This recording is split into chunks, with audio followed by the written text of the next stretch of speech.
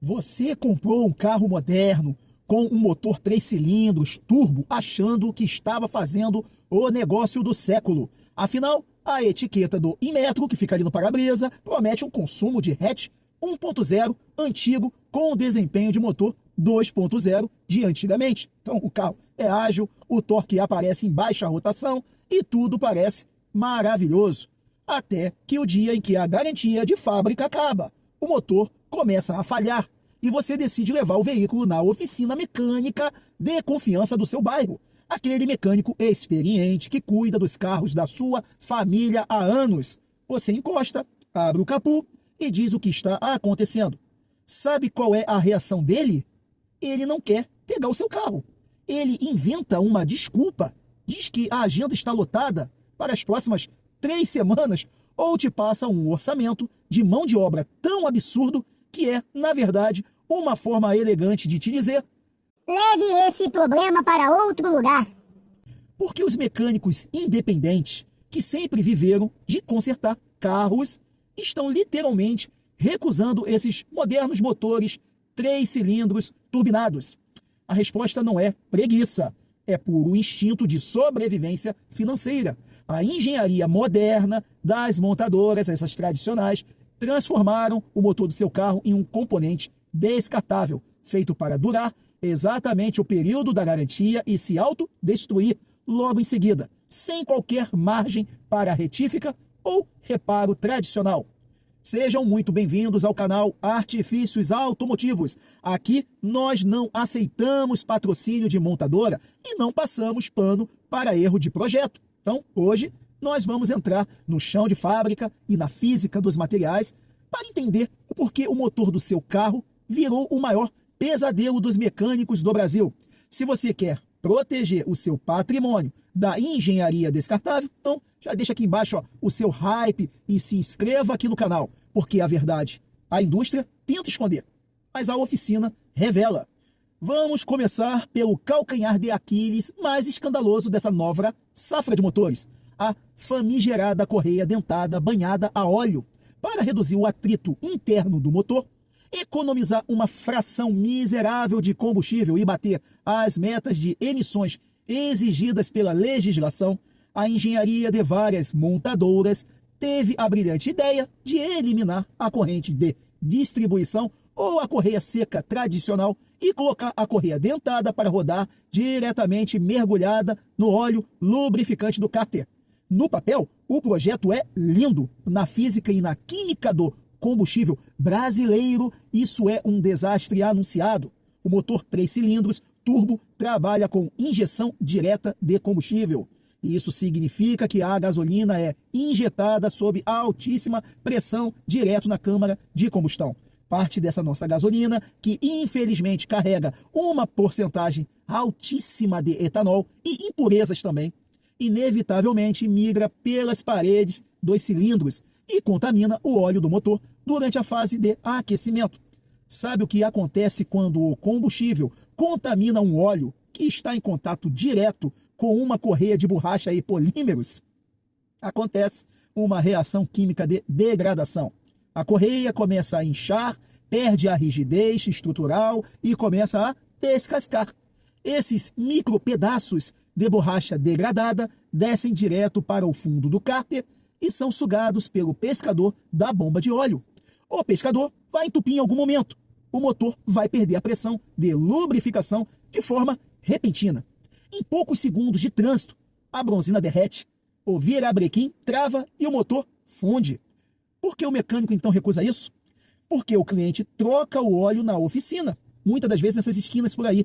Usa um óleo que às vezes não tem exatamente aquela homologação específica ou ultra específica da montadora. A correia estoura em 3 meses aproximadamente depois e o cliente quer processar a oficina pelo motor fundido. O risco de tomar um prejuízo de um motor novo de 20 mil reais por causa de um erro de projeto da montadora faz esses mecânicos preferirem nem mexer nesse tipo de sistema. Mas o problema fica ainda pior quando olhamos para a estrutura desse motor. Um bloco de alumínio. Antigamente, se um motor sofresse um superaquecimento ou um desgaste natural, aos 150 mil quilômetros rodados, às vezes até 300 mil quilômetros rodados, você levava o bloco para uma retífica. O profissional usava as ferramentas, aumentava aquele diâmetro do cilindro, colocava pistões de sobremedida e o motor ganhava uma nova vida, rodando perfeitamente por mais uma década. Isso era mecânica sustentável. Nos motores modernos agora, ecológicos de 3 cilindros turbo, essa retífica morreu. Os blocos atuais de alumínio são ultra compactos para economizar espaço, peso também e material, claro, dinheiro, né? E as paredes entre um cilindro e outro são finas como uma folha de papel. Muitas marcas não usam mais as camisas de ferro fundido tradicionais prensadas no alumínio. Elas aplicam um tratamento químico por aspersão térmica diretamente ali, ó, no alumínio do cilindro. Tecnologias com nomes pomposos como Plasma Wire Arc Spray. É uma camada micrométrica de material endurecido naquela parte do bloco, fica top. Se esse motor sofrer superaquecimento por uma falha na bomba d'água eletromecânica ou uma mangueira rompida no trânsito, algo extremamente comum nesses motores que trabalham em regimes térmicos altíssimos, o bloco empena. E se ele empenar, acabou. Não existe retífica, não existe passe no bloco, não existem pistões de sobremedida oficiais homologados. A orientação oficial da montadora no manual de serviços é bem clara: substituição do bloco de cilindros completo. Imagine a situação desse mecânico. Ele abre o motor do cliente, constata que o bloco está ovalizado ou empenado e precisa dar a notícia de que a única solução legal e também segura é comprar um motor parcial novo na concessionária por apenas 18 mil a 25 mil reais. O cliente entra em desespero, acha até que o mecânico está tentando aplicar um golpe e a dor de cabeça se instala naquela oficina. Então é mais fácil recusar o serviço na entrada da porta. Outro fator que faz as oficinas correrem desses motores é o estresse térmico e também vibratório ao qual eles são submetidos. Um motor de 3 cilindros é, por natureza, desbalanceado. Ele falta um cilindro para fechar aquele ciclo perfeito de 4 tempos sem gerar vibração harmônica de segunda ordem. Para compensar isso, as montadoras usam coxins hidráulicos caríssimos e volantes de motor de dupla massa. Quando esses componentes desgastam, o carro parece uma britadeira. E para piorar, esses motores são espremidos ao limite. A engenharia tira 130, 140 cavalos de um motor de apenas 1 litro. Como eles conseguem isso? Jogando pressões de turbina que passam de 1 bar e meio. Isso eleva a temperatura interna da câmara de combustão para níveis alarmantes. O sistema de arrefecimento trabalha pressurizado e no limite da física. Qualquer oscilação na qualidade do combustível gera a famosa detonação, que é a batida de pino, que nesses motores destrói a canaleta do pistão em questões de minutos. O mecânico sabe que consertar a parte superior desses motores com o cabeçote com comandos roletados e coletores de escape integrados ao próprio bloco exige ferramentas de fasagem ultra específicas que mudam a cada ano e modelo de veículo.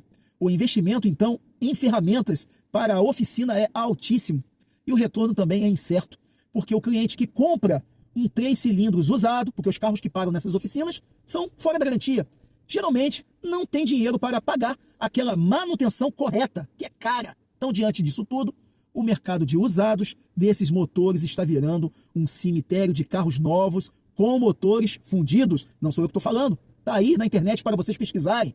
O primeiro dono vai usar, não troca o óleo no prazo correto, vende o carro perto dos 60 mil, 80 mil quilômetros rodados. E o segundo dono herda uma bomba relógio com a correia dentada prestes a esfarelar.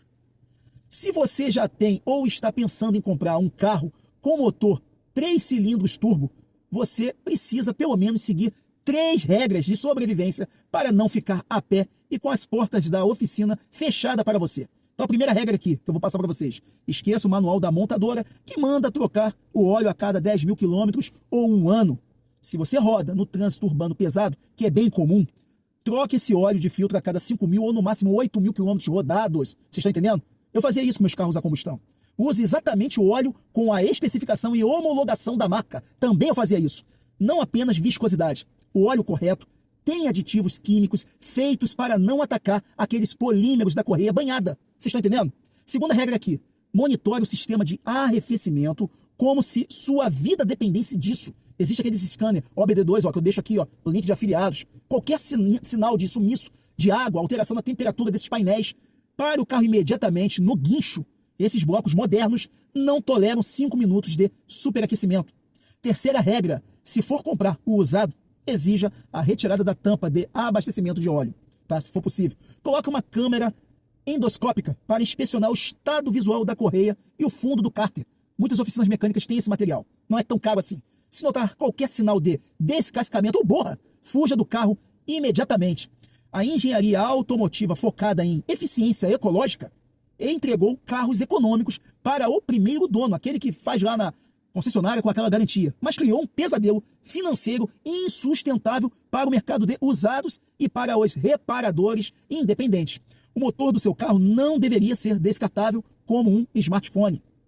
Agora a pergunta é para você. Você tem um carro 3 cilindros turbo na garagem? Já teve problemas com a correia banhada a óleo ou superaquecimento? O seu mecânico de confiança aceita mexer no seu carro com um sorriso no rosto ou com a cara de preocupação? Deixa aqui o seu comentário aqui embaixo, porque a sua realidade ajuda a guiar milhares de motoristas que buscam a verdade, principalmente aqui nesse canal. Tem muita gente que lê os comentários uns dos outros aqui e vão adquirindo conhecimento. Se esse banho de realidade técnica te abriu os olhos, então deixa aquele seu hype, tá, no vídeo, que é importantíssimo para o canal Artifícios Automotivos. Ajuda demais o algoritmo a entender que você gostou e que novos usuários vão poder ver ele também. Compartilhe esse link com o seu amigo que está querendo comprar um carro turbo usado, achando que vai economizar uma fortuna no posto de combustível.